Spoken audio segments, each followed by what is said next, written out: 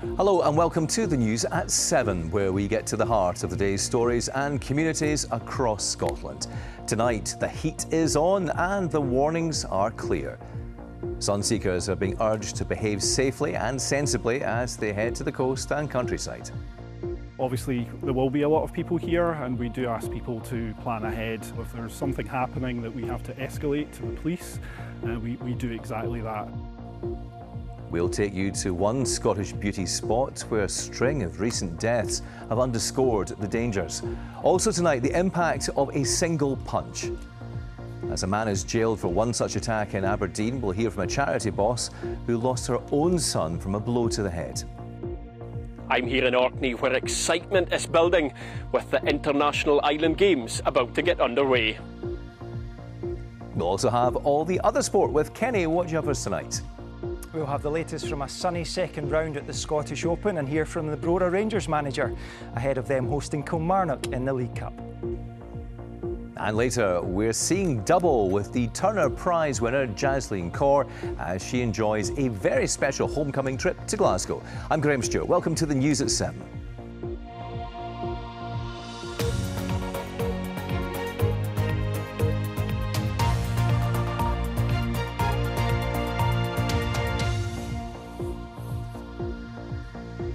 Well, as you're no doubt aware, Scotland is entering its first official heat wave of the year. And while the wall-to-wall sunshine across swathes of the country is a cause for celebration among many of us, it is a concern for many others. Health bosses in particular are urging us to check on the elderly and vulnerable as those temperatures soar. The risk of wildfires has risen once again, with tinder dry conditions in the countryside. And as many head to our coasts, rivers and lochs to cool off, there are further warnings about water safety and antisocial behaviour. Ben Phillip has followed the masses to Loch Lomond to find out more. Of course, the vast majority of people who come to places like Loch Lomond enjoy it without incident, but there have been some issues with antisocial behaviour, youth disorder and the like in the past, and police are stepping up patrols over the summer to try and prevent this sort of behaviour from happening.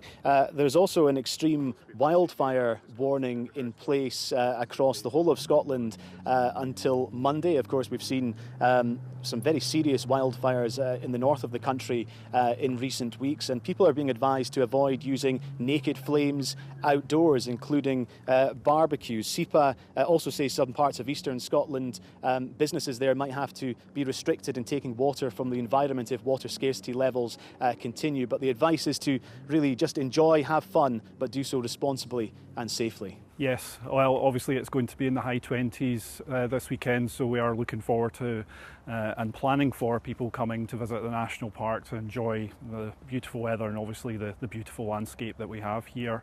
But obviously there will be a lot of people here, and we do ask people to plan ahead and think about where they're going to in the national park.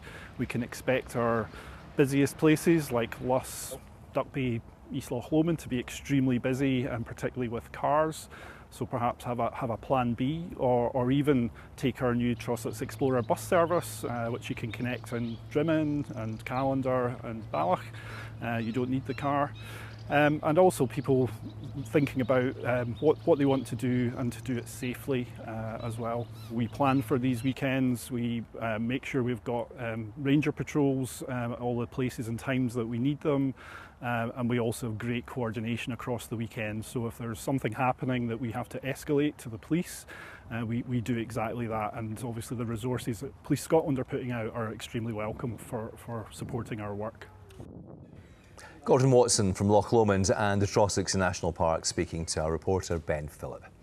Next tonight, a man who was knocked out by a stranger on a night out has been speaking about the dangers of a single punch. Ross McConnell was assaulted after a concert in Aberdeen and says he's lucky to be alive. The unprovoked attack left him permanently scarred and unable to work for several months. It happened 2 years ago, and today his attacker was jailed for a year. Well, here's Ross describing his experience with our reporter Rebecca Curran. My daughter nearly lost her father, my wife nearly lost her husband, and my mother nearly lost a son, all because one guy had a bad night and decided to punch me, you know. Having revisited the site, there was still blood on the ground, you know, a couple of days later.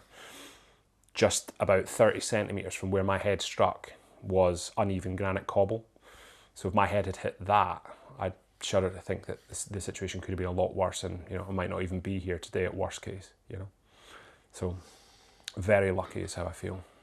Why is it important for you to be speaking to us today and to be raising awareness of what happened to you? That split-second action of throwing a punch can have absolutely devastating consequences. I'm one of the lucky ones who has basically survived a one-punch attack, but there's there's many other accounts out there where people have lost their lives, become severely disabled from it. So yeah, it's just about raising awareness that if you're really having a bad day, swinging at somebody is just not going to make it any better. Ross McConnell there. Well, I've been getting reaction to his experience from Maxine Thompson-Curl, who set up the charity One Punch UK. That was after her 18-year-old son, Christian, died in 2010 when he was punched by a man at a nightclub. Well, I asked her whether that kind of attack on Ross was an isolated incident. No, it absolutely isn't. One-punch assaults happen all throughout this country, all the time, extremely often. Well, throughout the world, really, but obviously we're more involved with what goes on in the country. And Christian, my son, was killed 14 years ago by a one-punch assault. And I have supported probably about 400 people who've gone through the same experience as what Ross has done and my son has. Did you ever imagine that a single punch could have that impact? As I say, 14 years ago, I didn't even know there was such a thing as a one-punch assault. Never ever thought about it, but obviously it's devastating. It is really devastating that one punch can knock somebody off their feet, and if they hit the floor in the wrong way, that's it. Their brain catapults from one end of their head to the other. Or sometimes the people who are hit by the one punch, just being hit on that certain area of your head gives you brain damage and you die. So you've set up this charity. What do you hope to achieve? What's the message you want to get across? Our aim is to stop one-punch assaults. It's a big aim.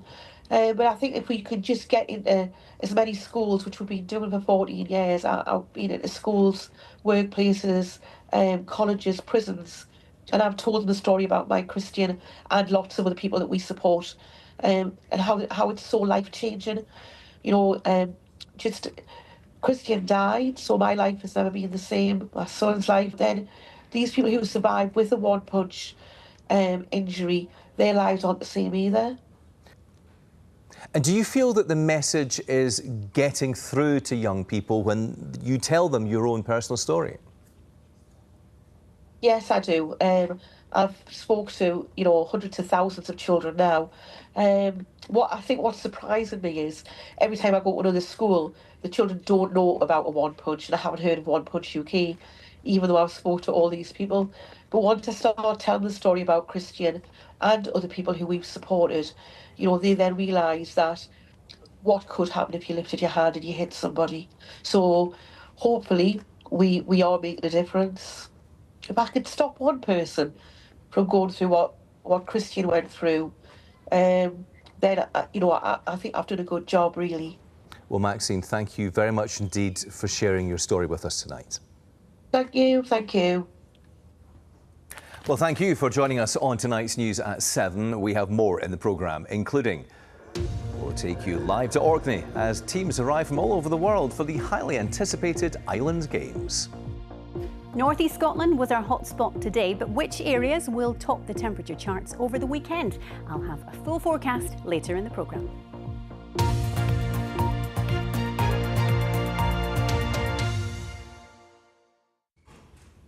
An MP is proposing major changes in how the UK tackles rare and hard-to-treat cancers. Dr Scott Arthur, who represents Edinburgh South West, wants to see improving access to clinical trials, faster drug development and a national research strategy. Now, he was motivated to act after losing his father-in-law to brain cancer in 2018. I spoke to him earlier, but first, let's hear what he said in the House of Commons today. But the reality is that if someone was diagnosed that day with glioblastoma, they're more unlikely to be dead now, and that's how serious this condition is. And they would have been faced by treatments which were out of date, and they would also be, their future would be dominated by uncertainty. And so we should not forget that that is why we're here, is to change that reality for people and for their families. When I was thinking about what I could base the bill on, I was very mindful of the fact that my father-in-law, who was a fantastic grandparent to our children, had died to a type of cancer called glioblastoma, which is a brain tumour. And we knew that the treatments for that cancer type hadn't really progressed in 20 years or so. So we thought that was something that was worth focusing on. The bill itself widened out to encompass all rare cancers, but glioblastoma was a starting point. Just explain to us what you think the role for government should be here. Often we imagine that charities deal with funding research and looking into cures for cancers, but you obviously think that there's a governmental role here. Absolutely. I mean, the charities do fantastic work in the sector. I mean, I recently met Sarcoma UK, and over the last 10 years or so, they've raised around £10 million. But realistically, whilst that's a lot of money, it's not going to have the kind of impact that we need, particularly for rare cancers. Pharmaceutical companies, inevitably they're going to follow the market.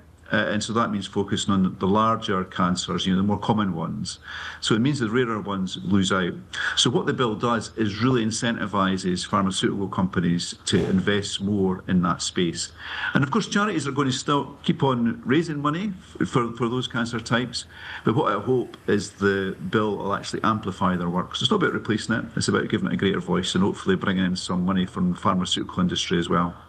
So interestingly, from what you say, this doesn't necessarily mean a lot of public money going into this. You want to, as you say, incentivise pharmaceuticals to put more money in. And how do you do that?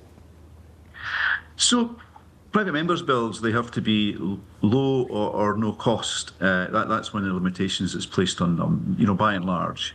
So, so absolutely, you have to focus for where the law can be tweaked, and hopefully that has a big impact. So one of the things we're thinking about, and we'll undertake a review to set the foundation for this as part of the bill, is that we know some drugs which are developed for one cancer type are very effective against another. So it's about industrialising that process by giving the pharmaceutical companies incentives. And one of the incentives we'll look at, which works for paediatric medicines, is saying, well, if you test this drug against another cancer type, we'll extend the patent on that drug. And that means they get a little bit more market exclusivity and more income. But we're expecting at least some of that money to be used in, furthering research into rare cancers. So quite a simple step that doesn't really cost the taxpayer any money. Yeah. But the charities say that'll have a great impact. So tell me, how successful do you think your bill is going to be? Have you got support from right across the House, from all political parties? Yes, so today we completed the third reading of the bill. There's a little bit of stress this week dealing with one or two issues, but it completed its third reading today, and I'm hopeful that we'll actually have its first reading in the House of Lords next week.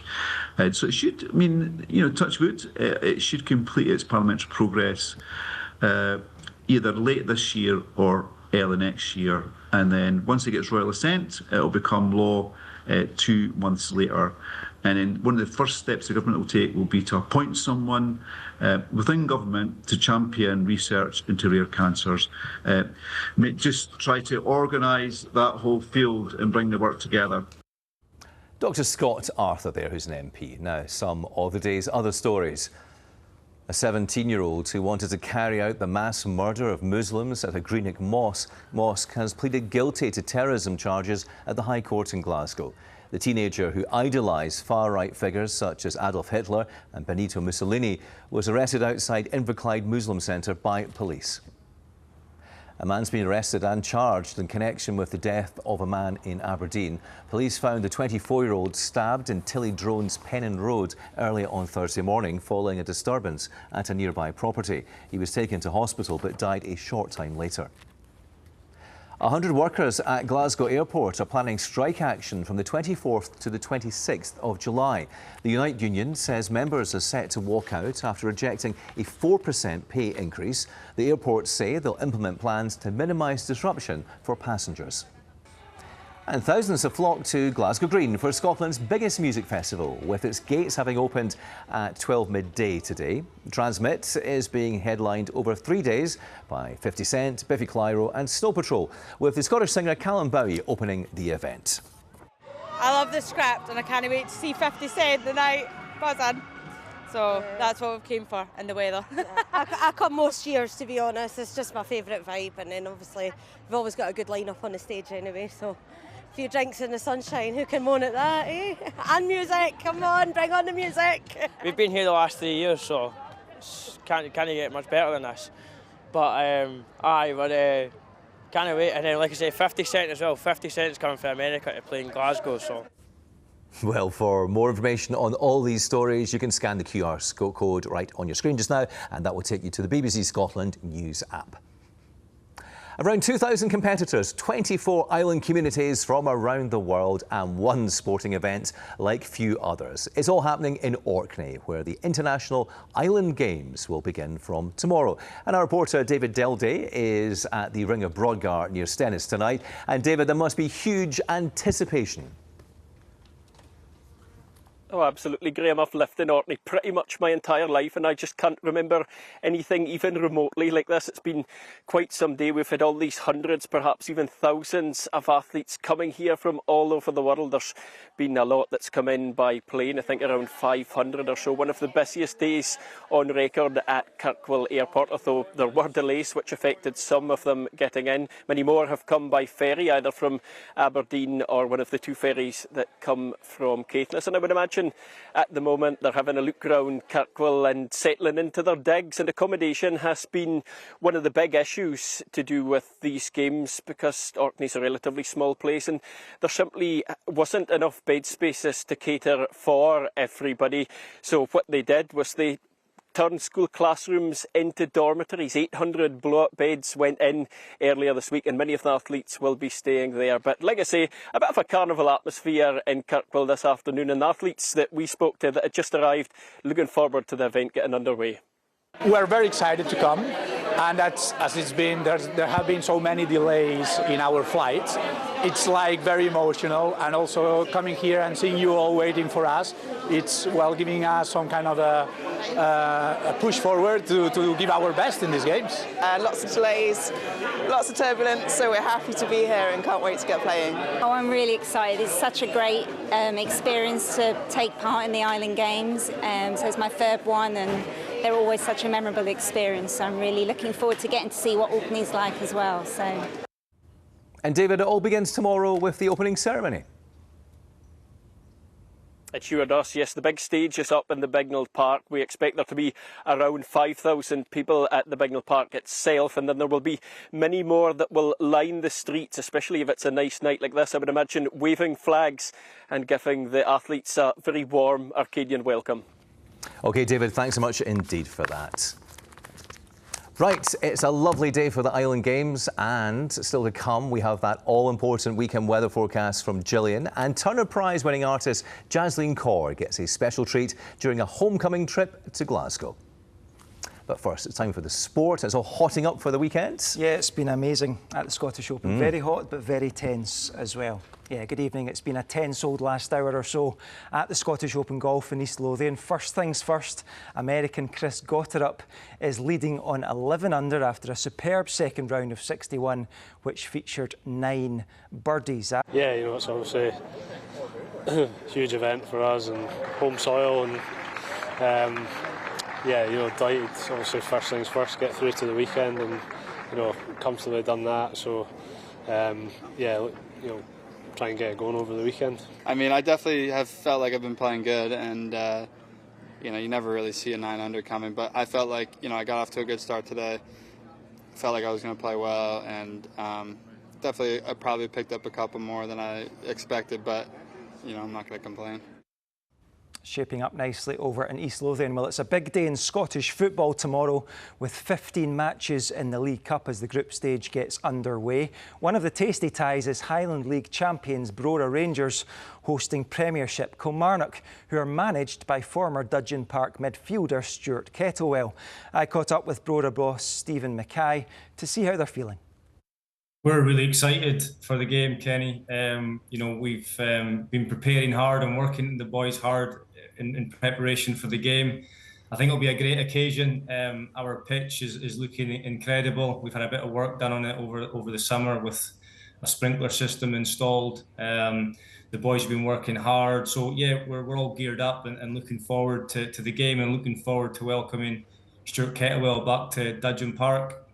Yeah, that's a really interesting aspect, and we'll get on to more of that in a minute. But such a successful season in so many ways for you. Last season, treble winners, Highland League champions. You must be going into this competition with a real spring in your step. No, for sure. We had a phenomenal season last season, albeit it was tinged with a little bit of disappointment in terms of the way that the playoffs mapped out, but I don't think we can disguise the fact that the boys and the club had an incredible season. Like you said, winning the treble, it's the first time it's been achieved for about 70 years at our level. So fantastic achievement from the players. Disappointed at the time that we didn't do better in the playoffs, but we came up against a really strong East Kilbride side that obviously went up and got promoted. So yeah, that's all in the past now. We've reflected on that. We've enjoyed the treble, but now it's time to focus on this season and focus on what will be a really good occasion for the club come Saturday, and a game that we're very much looking forward to. Stuart Kettlewell played for Brora Rangers for 2 seasons. I think it was 2014 to 2016. How much has he been in contact with you? Maybe I think you were a teammate of his at the time. Yeah, no, we played together at Brora. We've not had any contact regarding this game, so it'll be nice to see him up in Brora. I'm sure the pitch and the infrastructure around the club will be completely different to when he played at Brora. Certainly the changes that have occurred on the pitch over the past 2 seasons. I think it's been well documented that the amount the club's invested in the playing surface, and hopefully the Kilmarnock players will enjoy playing on that surface, but hopefully not too much. Yeah, and finally, just before we let you back out into the sunshine, Stephen, Brora Rangers have caused upsets before. We think back to Hearts a few years ago. Can you do it again? And even though it's the group stage, give a hammer blow to a Premiership side? Well, you never know in football, and like you said, we've got a history of cup upsets, none more so than the Hearts game, like you mentioned, in the Scottish Cup a few years ago. So, look, we're confident in our ability. We're certainly confident at playing at home. We know how tough the Kilmarnock game will be. We know that they're a full-time Premiership team that will be very, very strong. They'll have lots of the ball, but we've got some really experienced and good players in our squad too. So we'll give it our best shot, and we'll see what comes after the game on Saturday. Well, Stephen Mackay, Brora Rangers manager, we hope it's a brilliant game and there's a great crowd there to watch it. All the best. Thanks, Ken. You can stay in touch with the Scottish Open Golf and follow the build-up to tomorrow's Test matches for Scotland and the Lions on the BBC Sports Scotland website. Just thinking about it, Graham, there's the Scottish League Cup starting, got the Tour de France on, Wimbledon on, Scottish Open, it's all happening over this weekend. And with the lovely weather at the same time as well. Probably just as well that Scottish Open's near the coast, at least people get a bit of a breeze. Definitely. But yeah, we'll have a full weather forecast coming up a little bit later on. But first, a leading light of the Glasgow art scene enjoyed a special homecoming today with her likeness unveiled by a fellow artist on a West End wall. The Turner Prize winner, Jasleen Kaur, is delighted to be the subject of the city's latest mural, as Nicole Nicholson reports. A West End pub with a dual purpose. As of today, it won't just be serving pints to thirsty punters, it'll be celebrating the achievements of a towering local talent. The winner of the 2024 Turner Prize is Jasleen Kaur. Just 7 months ago, Jasleen Kaur reached the pinnacle of the art world, scooping the Turner Prize for her work Alter Alter at Glasgow's Tramway. Now, like other successful Scots before her, she's been immortalised in the form of a mural.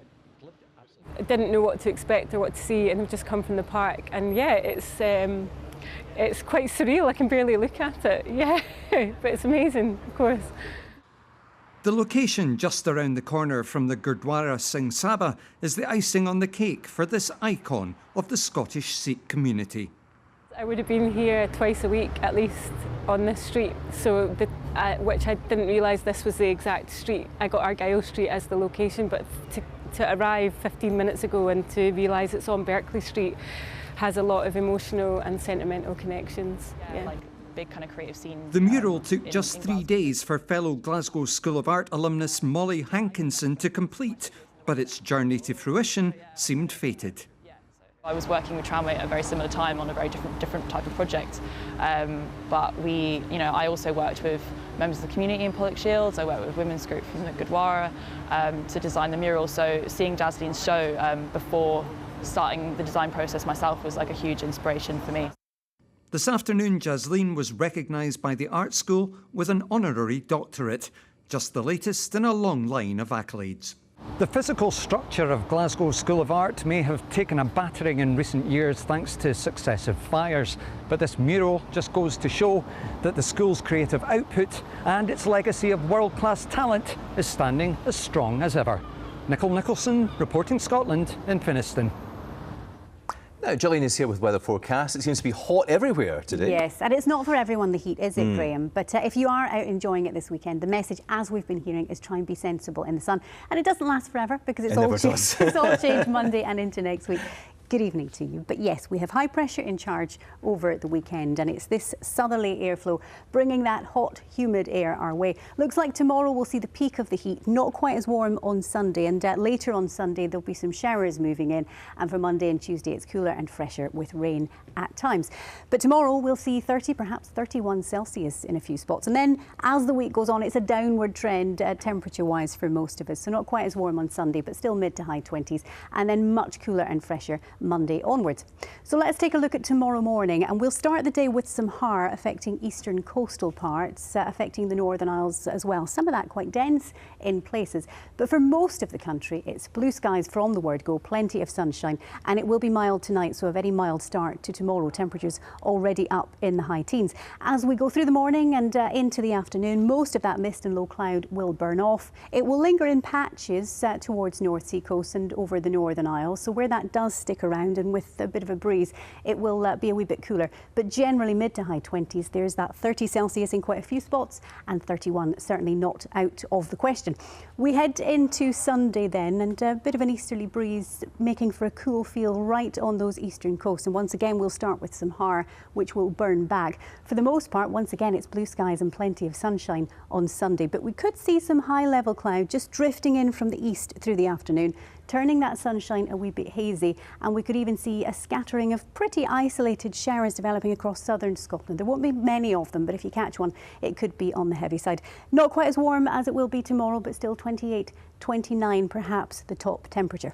And we head into Monday and we see the change. This rain linked to a cold front that will work its way northeastwards across the country. That rain will be heavy at times, and as it bumps into the warm air could cause some thunder as well. And behind that we see clearer conditions, cooler and fresher, so temperatures more like what we'd expect for this time of year. Quite a difference between the west and the east as far as temperatures are concerned tomorrow. Yes, it's because of the har, the famous har, Graham, where it sticks around much cooler, but you don't have to come far inland before it lifts, and it's that intense heat. Luckily I am heading east tomorrow, so it'll be a bit cooler for me because I don't like the heat too much. So yeah, yes. Gillian, thank you for that. That is all for tonight. We'll be back tomorrow, same time, 7 o'clock. Have a great weekend. Bye-bye.